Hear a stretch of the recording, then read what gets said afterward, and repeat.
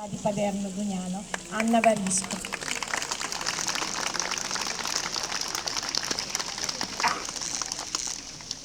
Autorità, rappresentanti delle associazioni partigiane d'Arma, della Protezione Civile e di tutte le altre associazioni presenti, cari concittadini e care concittadine, buon 25 aprile.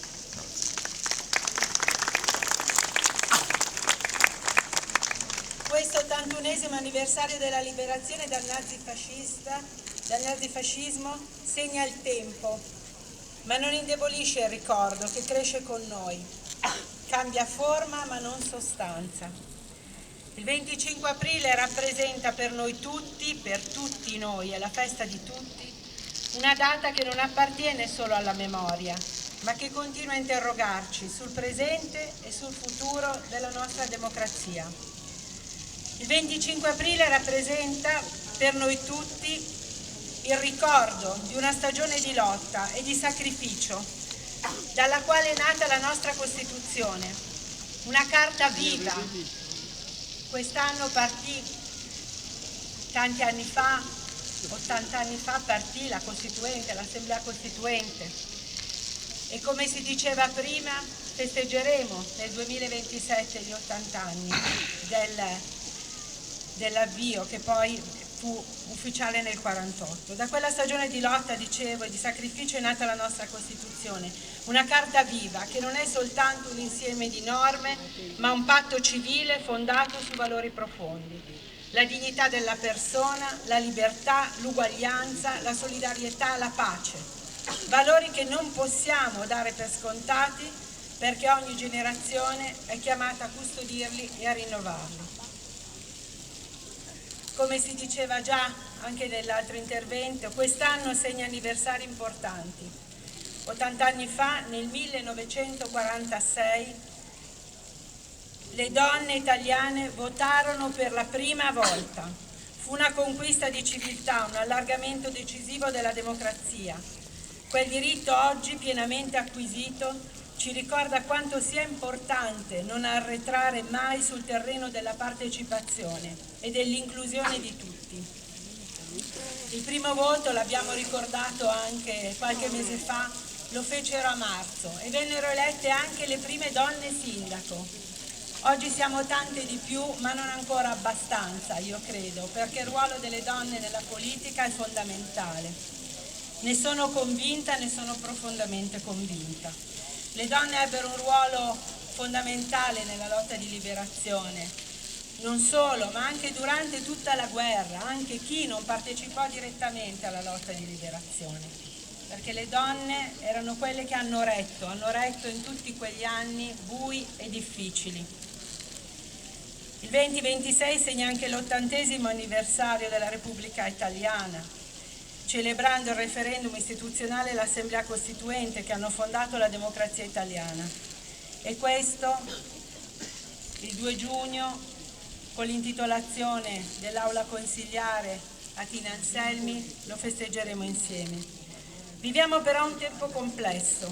Il contesto internazionale è attraversato da tensioni profonde, da conflitti aperti e da equilibri sempre più fragili. Assistiamo, e lo si ricordava anche prima, ma l'ha ricordato anche il Presidente della Repubblica, Sergio Mattarella, l'altro giorno, al riaffermarsi di una logica pericolosa, quella delle leggi del più forte. Se la legge è solo quella del più forte, allora chi proteggerà i diritti? Chi si prenderà cura dei più fragili? Se vincono solo i più forti, dei fragili, chi si accorgerà? È una domanda che non possiamo eludere, perché senza diritto internazionale, senza regole condivise e rispettate, senza istituzioni capaci di garantire protezione e giustizia, dico ovunque, la convivenza tra i popoli si indebolisce, come abbiamo visto, e la pace diventa sempre più lontana, una pace che ogni 25 aprile da qualche anno continuiamo a chiedere e alla quale la nostra comunità continua a domandare. Ci sono lì le donne che hanno lavorato insieme per le piazze della pace, ma Tante sono le iniziative, la nostra comunità tanto lavora per la pace. Il tema del diritto internazionale oggi è centrale.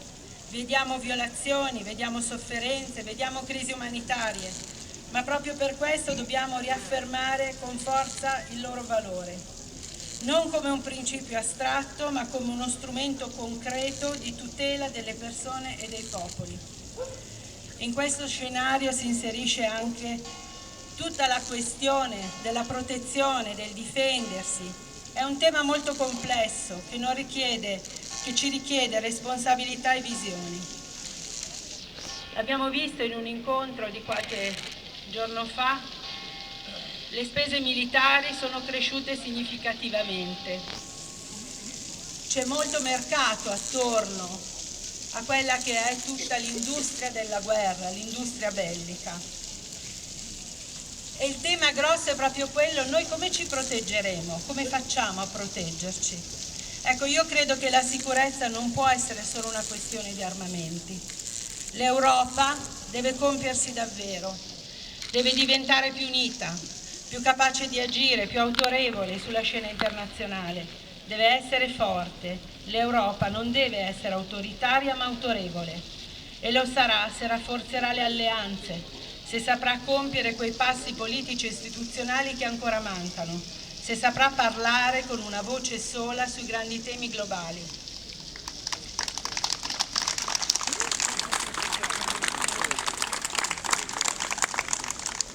La pace però non è solo un obiettivo europeo e lo sappiamo bene. Dobbiamo continuare a lavorare insieme per costruire un mondo più giusto e più equo, dove i diritti umani siano rispettati e dove la dignità di ogni essere umano sia riconosciuta. Noi da qui, dalla nostra città, faremo tutto il possibile, lo stiamo facendo, per costruire un futuro di pace. Lo dicevo ieri anche ai bambini delle scuole, quando abbiamo fatto il consueto giro, chiamiamo il giro delle corone, dove andiamo a portare il ricordo di tante persone che hanno perso la vita per la liberazione, ma anche nella Seconda Guerra Mondiale. Ecco, lo dicevo ai bambini: se ogni giorno coltivate voi per primi delle relazioni di pace e imparate a gestire anche momenti di rabbia, di fatica, di difficoltà tra di voi, se partiamo da qui riusciremo davvero a proteggerci, a garantire la pace nel nostro paese e a portare un messaggio di pace a tutto il mondo. Difendere la democrazia oggi significa questo: non cedere alla paura, non accettare scorciatoie autoritarie, non rassegnarsi all'idea che i diritti siano negoziabili. Significa continuare a credere nella forza delle istituzioni democratiche, nella partecipazione dei cittadini, nella responsabilità collettiva. In tutto questo non possiamo dimenticare il principio che è scritto nella nostra Costituzione: l'Italia ripudia la guerra quale mezzo di offesa. Non è una dichiarazione retorica, ma un impegno concreto. Significa lavorare ogni giorno per la pace, per la diplomazia, per il dialogo, per la prevenzione dei conflitti. E noi cosa possiamo continuare a fare qui a Paderno Dugnano? Possiamo continuare a fare molto, già stiamo facendo molto. Possiamo continuare a coltivare la memoria, tutto il lavoro che viene fatto costantemente, perché senza memoria non c'è consapevolezza. Possiamo lavorare insieme alle nuove generazioni, ai valori della Costituzione, alla trasferire il ricordo, andando anche sui luoghi, Fossoli, il binario, siamo stati, Torino, andare nei luoghi, capire, comprendere, come ci hanno raccontato bene gli studenti prima della scuola Allende. Lo possiamo fare anche attraverso la rappresentazione, che ho visto anche io l'altra sera, e davvero è stata una cosa straordinaria. Sono stati bravissimi. E in quella rappresentazione si è raccontata la storia nostra di Paderno Dugnano. Venivano citati nomi, interpretati personaggi, cognomi che ancora portiamo all'interno della nostra città. Persone che hanno avuto una parte attiva in quel momento così difficile per il nostro paese. Possiamo promuovere, come dicevo, l'inclusione, la solidarietà, tutti quegli quei principi fondamentali che sono contenuti all'interno della nostra Costituzione. La nostra città può essere un luogo in cui nessuno, deve essere un luogo in cui nessuno viene lasciato indietro. Può in altre parole essere una comunità che pratica ogni giorno la democrazia. Il 25 aprile non è solo una ricorrenza, è una responsabilità. Sta a noi essere all'altezza della storia, di quei sacrifici, di quei valori. Viva il 25 aprile, viva la libertà, viva la nostra Repubblica e viva l'Italia!